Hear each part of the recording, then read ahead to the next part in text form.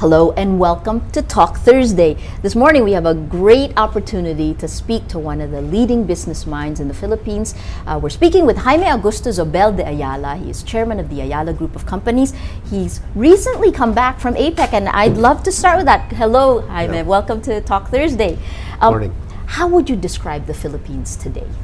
Well, the Philippines is actually at a very exciting stage, I guess, in its trajectory. We just came back from APEC. It was quite exciting because the Russians decided to hold it in Vladivostok, which is unusual. And I think that's their way of signaling that they wanted that part of Russia that is linked to the Pacific as their link to APEC. What was interesting was that Vladivostok was a hidden corner of Russia, and yet they poured an enormous amount of infrastructure into Vladivostok to welcome, I guess, the APEC group. And so in a glimpse, you can see how you can take a hidden corner of the world, an old port town, naval base of Russia, and really turn it potentially into a center of gravity through the use of infrastructure. So in that sense, that was an interesting learning. But from the Philippine point of view, it was very nice to be welcomed as part of APEC at a time when the country is really feeling strong, is doing well, and is really, a cut above the rest from a growth agenda point of view and from an economic agenda point of view. And what is the view from the outside in terms of where we are today? The point of view of the outside is always subjective, but generally, if I were to summarize it, it would be a very positive one. We are one of the three largest growth countries in the world right now. China still remains strong, even though it's slowed down. And then Indonesia is just slightly ahead of us, but in the first half of this year, growing at 6% puts us actually at the very top of the categories in the world. So there is a focus on the Philippines. There's generally a focus on emerging markets really being an exciting new area for the world, and we are very much on top of that list. So there is a lot of attention on us, and I think people are looking. We've had some difficult years in the past, so credibility is hard to build. Correct. But I think we have come a long way in garnering, I guess, people's attention and getting people to start focusing on us. Is this growth sustainable? Yeah, I think so. I tend to look at the glass always as half full rather than half empty. So I'm the wrong person to talk to, as I'm the perennial optimist, even in the most difficult of times. But yes, I would say very much so. The steps being taken by the Philippine government right now do lead to sustainability. And what do I mean by that? First and foremost, the Philippine government has put a great deal of emphasis on the whole issue of governance. And I think the president's ratings are very visible in the news these days. It's very, very high. And I think a lot of that is the kind of credibility he has brought to the standards that the country is currently following. So issues of governance, of seriousness in the way we do things, the rule of law, and really bringing our economic house in order, doing the right things, has put us on the map in a new way. And that kind of credibility is not easy to build. So I think that's a major building block for sustainability.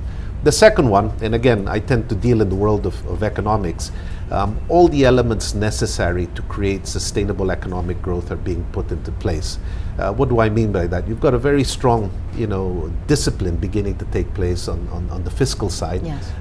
Just like you run your household or your company, the government is basically earning more than it's spending. Yes. Our current account surplus is positive. We have more foreign exchange reserves than ever in our history. That's given, I guess, our central bank a strong hand in how to manage our currency, and that gives them tools for the future. It's kept our interest rates low. Companies are able to borrow, and the governance side has also given us long-term credibility for the longer type of investments that are necessary, not just the shorter ones. So there are many elements being put into place on the economic front that create a virtuous cycle. And on many fronts that is taking place. But there are still many problems there. I mean, we came from Absolutely, the Integrity Summit a few days ago, and corruption, while it's improved significantly, Right. is also still really bad. You have nearly 50% receiving a bribe, and only 1 in 10 report it. So you're still.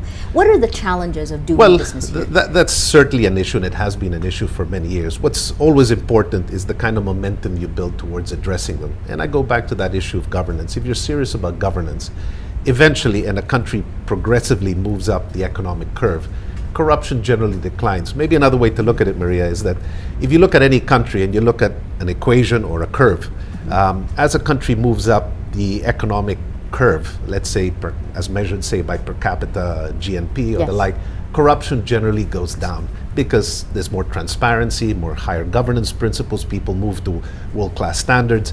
So that's the other side of the equation. As you move up the line and these governance issues begin to take place, as you move up the economic ladder, by its very nature, corruption also tends to decline. You will never see a country high on that curve with a very high corruption index. So I think all of those things come hand in hand. I also like to think, this is a very subjective point of view, that as we have a very large grouping of our countrymen working abroad, they're picking up a whole set of different standards that I like to think are bringing more of an international sense of where we stand and a sense of world-class standards to the way they behave, they look at things, and they bring that back as well to the country in their own way. So all of these things, our engagement with the world, our engagement with the service sector, is also a feedback mechanism to the kind of standards people are looking for in the country. And that give and take, I think, creates the right kind of tension for our country to progress. Well, you're talking about our people in terms of where they are globally. Yes. How competitive is the Philippines right now? Well, we have still many challenges. I think in certain fields we're very strong and competitive. The service sector, of course, comes to mind. We would not be a major player in the global service sector and in the business processing sector in the Philippines if we were not a country that was competitive in that sense. So that's a great area to work with, and an area that is very strong. Where we're weaker are the basic infrastructure elements that are necessary to promote manufacturing and in other areas in the Philippines. But you know, we have to start from somewhere. We've got a great base on the service sector side. How to translate that to other sectors like agriculture and manufacturing, of course, is a challenge that many countries face, not just ourselves. You've also done work to try to boost technology. I mean, PhilDev, and try to bring in education levels. How do we stand in terms of, well, aside from we have a long way. The challenges of education are large ones. We have a country that continues to grow, probably at a higher rate than most. So the challenges to a government budget and funding the educational needs, which are of course far more demanding now in an economic environment that clearly demands more individuality, more imagination, and more technology savvy individuals. The challenges are great. So there is a long way to go on the educational front, and the challenges will always be there. But groups like PhilDev, which really started as an Ayala Foundation project and now has been taken over by a great chairman, Dado Banatao, is really putting a lot of focus on the science and technology part, which in general terms has been a weaker component of our educational system. I think we're generally stronger in the humanities and many other elements that have also made us strong. But you know, the world cannot live these days without a strong science and technology branch. So to put a little bit of emphasis on that and to have a very strong foundation, particularly led with someone with the kind of experience that Dado Banatao has built up and credibility in the science and technology field, is just a wonderful boost, I think, to the whole technology field. And he's really coming up with some very exciting programs. He's linking us up to the United States, to universities like Berkeley in California, and really bringing some great knowledge to tie up to the Philippines with universities like the University of the Philippines and the like. And that kind of combustion and bringing back our scientists and getting them to speak is I think, a very positive one for young people. Well, technology itself now, it is shifting the ground underneath many businesses and shifting business models all around. I mean, in the businesses that you handle, how is technology changing the way you're doing business? Technology, if used constructively, can be a great disintermediator in industries, and the key is to find yourself at those crossroads and use it productively to change things. As you know, we're one of the groups that have invested fairly heavily on restructuring the whole telecommunications infrastructure of the country. We came in the 1990s. If you recall, about 8 or 9 companies entered the field at the time, and really there are only 2 that are fundamentally left, ourselves and the old incumbent. But that having been said, as an industry, even though we're only really 2 players at this point in time, and maybe 3, there is a lot of investment going into building the infrastructure needed to allow, I guess, the whole new social media and the new ways of using technology to thrive in our country. And I think that's a very positive thing. Although there is competition between the two companies, I think what's important to focus on is the fact that there's a great deal of money being spent in building the infrastructure necessary for this new technology platform to evolve, and for the individual users to be able to access it and use it productively as technology is allowing now. And I think that's a very exciting thing for our country, particularly a country that is very adept at the social media field, very comfortable with it. You yourselves are an example of that phenomenon, Maria. And so for us to be able to create the kind of infrastructure necessary for people to be able to live off that, take advantage of it, and make this a thriving technology hub is, I guess, the job that we have within the Ayala Group. Well, how do you compare? Right now, we've got irate customers from both sides complaining about infrastructure.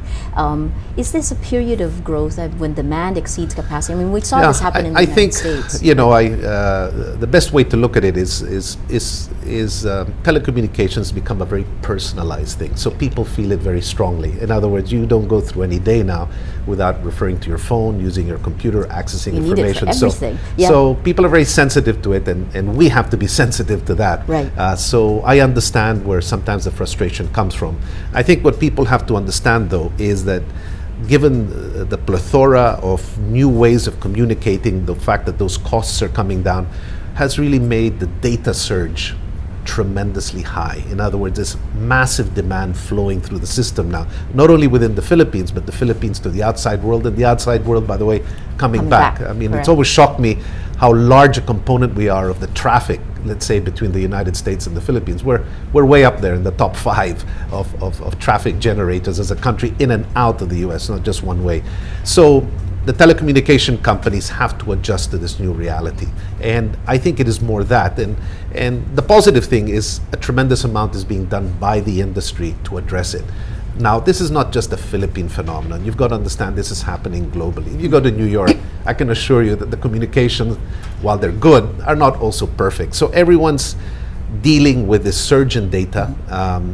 People are being able to access it and use it much more so because of the price points that have come down. It is our job, I guess, as infrastructure builders to adjust to it. And I think we are as an industry. There's a lot of money being put into it, probably more than any other industry in the Philippines. And I think people don't appreciate that. It's not yet perfect, but a great deal is going in, and I think the industry will come up to bat and be able to give people what they need. And I think that'll be felt far sooner rather than later. There's a great deal of capital expenditure going into it, and I think we will have absolutely world-class systems here. It's just there's a transition period taking place. But the important thing, I think, for people to understand is that transition is taking place and taking place fast. So if people can just hold their breath for a little while, I think it'll happen sooner than later. Towards the end of this year, beginning of next year, you already feel dramatic differences in the kind of infrastructure we have on this year, the big into next year. Maybe towards the end of 2012, the beginning of 2013, there'll be the infrastructure will be breathing a lot more easily because we're really preparing for 5 to 6 years from now. Internet penetration rate is roughly only at around 33% now in the Philippines, so you're talking about a third of the population who can access it online. How do you see bridging this digital divide? Well, it's really moving very much into the mobile space. Once upon a time, we saw reaching the internet just, 4 or 5 years ago as having a computer, a laptop sitting in front of a desk and having, a connection through a slow line. These days, people are accessing the internet, the social media space through their personal gadgets. And these smartphones, these iPads, these tools are beginning to access at a much lower price point. People are beginning to be able to use it and use the internet far more productively now than they ever were in the past. So I think internet penetration rates are going to be shooting up very rapidly. The way mobile moved up, the way texting moved up, and people will have the wherewithal to do it. We have seen a massive buy-in into the smartphone phenomena. And smartphones really are far more complex devices. They are really doing what computers were able to do 5, 6, 7 years ago. People are being able to access the internet much more from a much more immediate point of view, and it's just not through broadband. It's also through the telecom network, the 3G network, moving on to the 4G network, and so you're going to see internet penetration rates actually move up to a whole different level very, very fast. And I guess our job is to create the kind of infrastructure that will allow people to do that at a low price point and in a cost-effective way. That's we the big want challenge. that. We definitely want that in Rappler, Yeah. that we'll survive on this. Yes.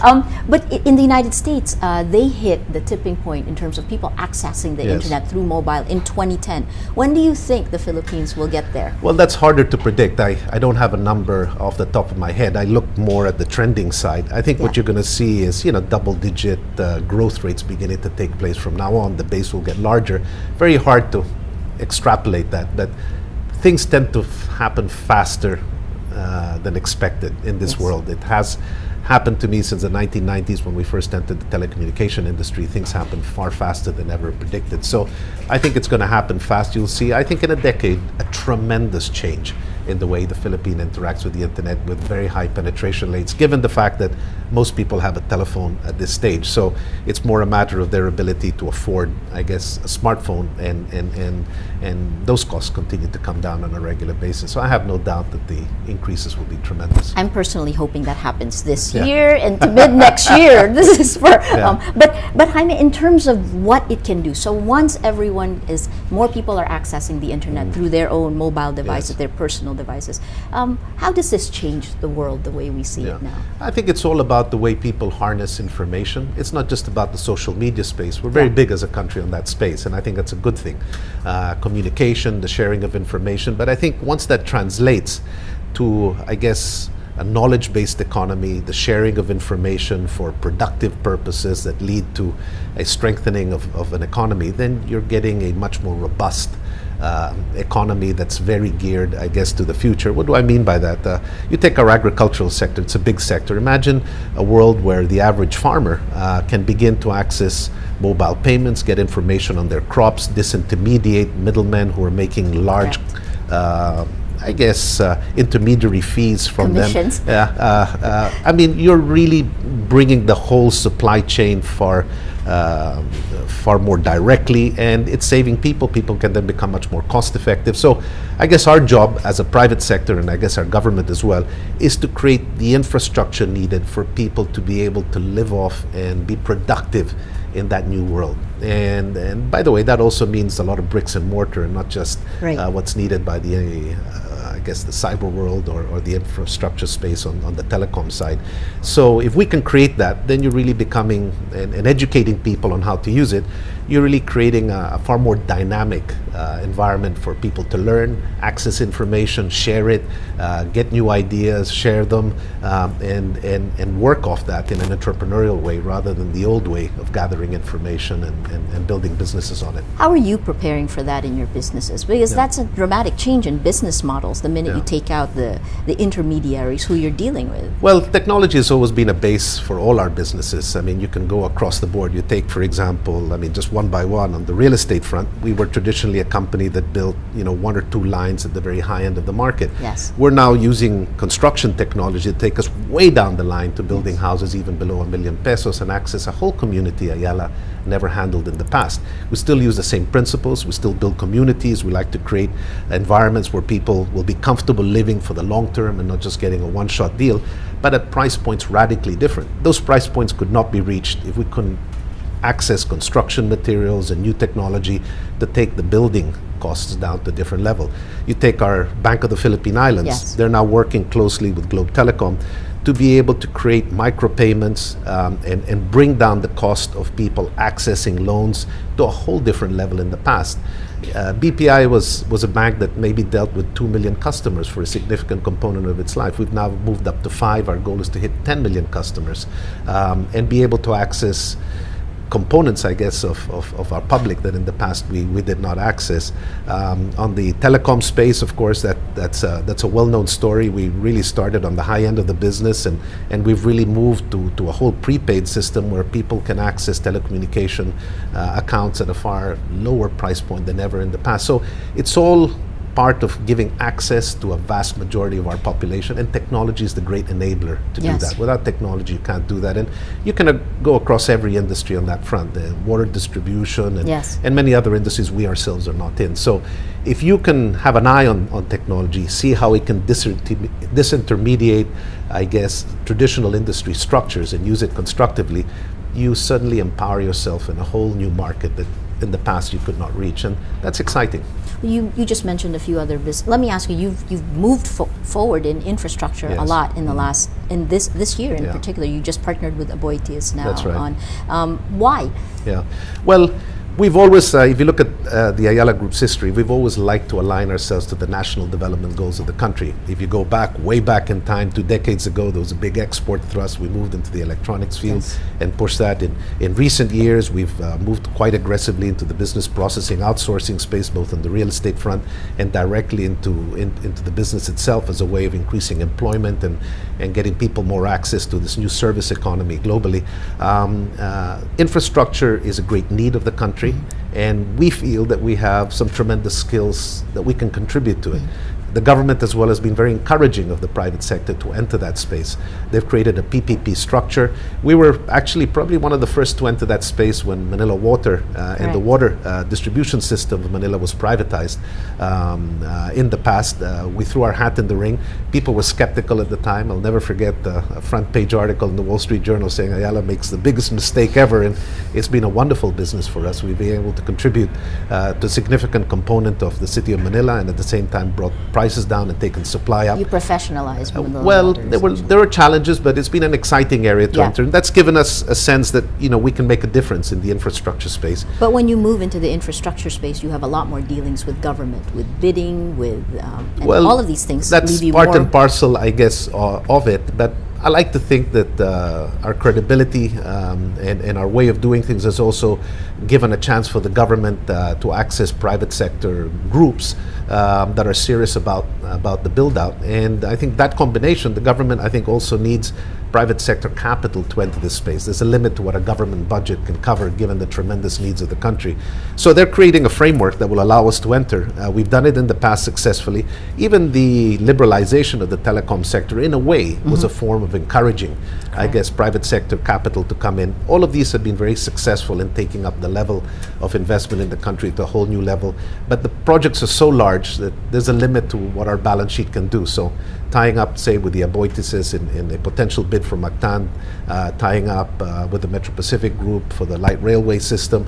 These are our ways of combining forces with other balance sheets and a similar view of what we would like to achieve to help, I guess, the country and contribute to that infrastructure build. That's interesting. You tied up with Metro Pacific Group, your competitor in the telco industry. Well, I think in the end, we're all in the business of creating shareholder value, putting risk capital to work. If there is a more efficient way to do it, combinations, I think, are a very efficient way of achieving this. The scale of these projects are large. As long as you both see the potential of that project in the same way and what you want to achieve, the standards you want to achieve, you see them in the same way. It's, I think, a very exciting thing to be able to combine forces. The capitalist system, by its very nature, encourages competition. Competition will always be there. I don't think it should be seen as a negative thing. It makes us all better. Correct. You, even in your space, I'm sure, find it. Absolutely. But that doesn't mean to say that you can't take a step back and combine forces. Find common good. When it makes sense to do so. In terms of PPP, the government had set a target of 8 done by the end of the year. So far, they only have 1. Are there things the government can be doing better for business? Well, I think that, let me look at the positive. There is a tremendous... You're so half full all the time. Okay. There's tremendous appetite for private capital to invest in this space. Let's start with that. This didn't always exist in the Philippines. Once upon a time, you could only access foreign exchange to be able to fund large-scale projects in the Philippines. Now there's tremendous balance sheet capability in local companies. The banks are in very safe condition. They've built up large trust funds with funds that can be used to invest. There is tremendous ability right now to get pesos invested in the system. I think the government is seeing that, and they're trying to move quickly to create a framework that is both fair to the government and interesting to the private sector to invest in that space. Now, this is relatively new, so you've got to be sympathetic to a government that wants to create the right framework for this to succeed, because if it's not structured right and the balance moves too much in favor of one or the other, then the equation doesn't work. So I can understand their concern for wanting to do things right, and this is, I think, a very serious group of people putting their heads around this issue. You're actually cutting them a lot of slack right now, is basically. Well, put it this way, I think the interest is there. People want to go in. Yeah. There has been one bid. We won it, and we've showed our excitement. We hope, of course, that more and more projects will come sooner rather than later. The private sector is interested in participating, and if I were them, I'd take advantage of that demand, which is not going to be there always forever, and basically encourage, I guess, private sector to invest in that space. So I think they're moving along, and I think it's going to be happening sooner rather than later. It's interesting, at the Integrity Summit again, Secretary Singson was there, and he talked about these processes for DPWH, and they held it, right? But again, those were the years where growth rates went down because we held public spending.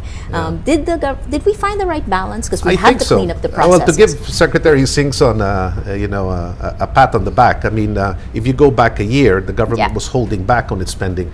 His department has actually been spending a tremendous amount this year. If you look at the economic equation, we've had great growth for the first half of the year. I have no doubt that the growth will continue in the second half. A lot of it has been the government's capacity to pump prime the economy, and the Secretary Singson is one major component of that. He's been very active. His plans are very transparent. They're very clear for anyone to see, and he's very transparent in the way he shows his projects taking place. I think it's wonderful because the government right now has a very strong economic equation. It has the capacity to do a lot more. They're being very smart in using that capacity to prime the economy and not just relying on the domestic demand that currently exists, which of course is a positive thing. Let me bring you back to telco in terms of the growth of telco. For a long time were landlines, and landline growth now is basically dead and dying, right? Staying static. Social media, on the other hand, allows you to communicate through the same infrastructure you guys are building, but it's got no income for telcos. If social media is taking over the space of landlines, which used to give you income, how will telcos change and survive in the future? I think industries continue to shift and change, and you can't rely on one model forever. And I think whatever industry you're in, and that's a capacity I like to think the Ayala group has been good at, is reinventing yourself based on the changing needs. The telecommunication infrastructure is providing a backbone, whether it's using the Wi-Fi system or broadband or the cellular network. It's providing a service. It's being used in different ways. Nothing in the end is free. People have to pay for Wi-Fi. People have to pay for broadband. There is a cost. So although it looks like it's free, in the end, for that infrastructure to be built out, people will have to pay for access to that broadband network. And that's how the telcos will get their return on the risk capital and infrastructure they put out. However, that having been said, I think for the customer, it'll be at lower and lower price points over time. In fact, it seems like the telcos both made a mistake because the pricing was very low going into this. I mean, how does it change? No, I don't think so, because with different pricing structures, you're really encouraging people to start using it. And so it's a volume game as well. And one has to be ready to participate in that. You've got to make it accessible for the customer. The customer is demanding certain price points. And I think telcos can build infrastructure cheaper and cheaper price points now. The network we're building out, for example, this year is maybe 30% below the cost of what that similar network just 3-4 years ago would cost us to build. So we're able to bring the cost of our network down. We put a lot of pressure, I guess, on our suppliers to do that. At the same time, we want to be able to go out to the customer and bring their price point down. So in the end, everyone has to pay for something. It's just going to be at a lower level than I think we've been used to in the past. I have so many questions coming in now, so I'm going to have to take some, and I'm going to throw two that are beautiful. This is one from At Night Kira. Will Jazza ever be interested in buying a TV network for Enjoy Globe's content? Well, I think Kira is an entrepreneur, by the way. I think the whole issue of content is coming in different ways. Certainly media stations, TV stations are one component of that. I think content is coming from many other sources, and I think you, Maria, know that as much as anybody else. I think it's going to be important for telecommunications companies to be able to access content in one way or another. We have plans, we have ways of doing it. It doesn't traditionally necessitate us going into traditional media spaces, but certainly there's a lot of activity already taking place in our company. Can I just add, part of the reason also they don't is because margin rates for telcos are so much higher than margin rates for media companies. This is another great question from Atbia Dernasa. Mr. Zobel, what do you think is your greatest participation in the current affairs of the country? I think, I think as a group, we're quite engaged on aligning ourselves to the national economic agenda. Right now, there's a great need for infrastructure to be built out. I think we're a massive participant in that space, and we're creating, in many ways, the kind of infrastructure the country needs, both on the real estate front, the telecommunications front, the water distribution side, the financial network, that will help people access products and services at lower price points. And I think that kind of engagement on our part is a big contributor in many ways to, I guess, the needs of the country at this point in time. It's something we're very proud of in the But Ayala you Group. yourself you're very modest. It also, you yourself, what role do you see yourself playing in terms of where the country? I think from that point of view, my job, I guess, is to create a progressive company, one that's aligned to the future, one that is aligned to a very open market environment that encourages risk capital to be put to play in new and exciting fields. And from a business point of view, that's one role I play. The other role I enjoy is really trying to, I guess, pinpoint, how the Philippines has changed as a country, how important we are becoming in the global arena. I've argued from many years ago, Mariam, and before it became fashionable to do so, that the service economy and our workers in the Philippines going abroad were part of globalization. Many people, maybe say 5, 8, 10 years ago, were embarrassed by the outflow. I argued against it from that first day. I said, the world is changing. Why is it that finance can go global, manufacturing can go global, people can put up plants in China, they can put them in Indonesia, and then sell goods in the US, but when it comes to people, that's not seen as a competitive strategy? I disagreed. I said, we can become members of the service sector in the front line of many other economies, and that's part of globalization like anything else. And we have natural skills in that front. Look at what's happened. 2008 happened, and the World Bank, the Asian Development Bank said remittances to the Philippines would decline by 30 or 40%. It was in all the reports. Yeah. It never slowed down. Yeah. In fact, it's still increasing. No, that's exactly right, which means we are playing an important role in that global economy. Correct. Irrespective of the changes taking place. Filipinos are being looked at with respect, and we're fulfilling important jobs on the front line of the healthcare industry, of the IT industry, of the construction industry, of services industries like the shipping industry that are important. If not, our people would not be given those jobs. I find that a strength. I don't find that a weakness. Yes. And we're engaged in the global economy through our people. The reverse of that, which is still the same phenomenon, is the whole business processing outsourcing. So they are part of the same equation. Yes. I think for us to have a natural strength in that space is a very exciting one, and one I think that gives us a lot of strength as a country. You're the 7th generation Ayala, and you're heading the company during a very, very dynamic time. How do you see this period that you're heading this group? How will it change what has been handed to you? Well, it's a very exciting time. As you know, I work very closely with my brother Fernando. We work as a team in Ayala, and we cover a lot of ground, so we divide up the field between us. But I guess our job is to put more capital to play now than ever before. When you see, I guess, a longer-term horizon for an investment, you basically put more capital to play to be able to take advantage of those opportunities and participate in that growing economy. I think as a group, we have about 90 billion pesos we've committed to as a group in terms of capital expenditures in this coming year. That's a big commitment. That's bigger than we've ever committed to the country. But our balance sheets allow us to do it. The government's management of the economy gives us the kind of interest rates and the kind of environment that allows our companies to do it. It's all a virtuous cycle. And so if we can keep this momentum up, if we can keep these governance standards up, if we can keep the private sector continuing to invest the way it does, we're beginning to create a virtuous cycle in the country that I think should take up I guess our faith in the future to a far higher level than ever in the past. And we have an exciting community. People are entrepreneurial in our country. They're excited about what's happening. For the first time in Ayala, we're getting people coming from abroad looking for jobs back in the Philippines at a stage in their lives when they have tremendous experience and skills across the spectrum of industries. And we're bringing them in. It's an exciting time in many ways. We're even getting foreigners knocking on our doors and wanting to work with the company, which is something unheard of in the past. So it's kind of a fun time. I really hope you're right. Last question from social media, and then we have to wrap up because I've kept you longer than I should have. From @Basil Yun, Jazza, what's your succession plans for ALI and Ayala Corporation? Well, we're quite an organized group in that sense. You know, we're a company that yeah. professionalized a long time ago. We were probably one of the first family holding companies to list back in the 1970s. Fernando and I do provide leadership as family members, but really the Ayala group is run by first-class professionals, many who could easily be ministers in the country in any position. We have very strong governance in each of the independent boards across the Ayala group. We have partnerships. We have very structured organizations, very strong CEOs. Succession is not really a massive worry, although it is something we pay a great deal of attention to. And if you look at the trending in our companies, CEOs tend to shift and change quite regularly, and in I like to think fairly successful ways.